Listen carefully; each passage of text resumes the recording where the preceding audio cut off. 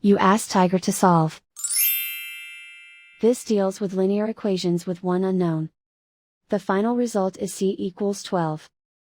Let's solve it step by step. Simplify the expression. Expand the parentheses. Simplify the arithmetic. Swap sides.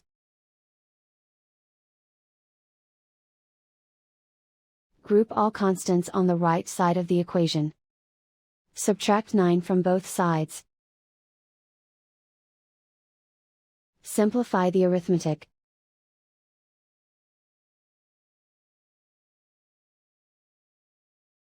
Isolate the c.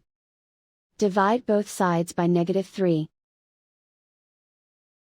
Cancel out the negatives.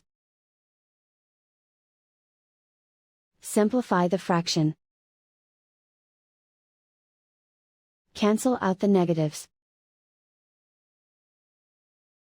Find the greatest common factor of the numerator and denominator. Factor out and cancel the greatest common factor. And so the final result is c equals 12.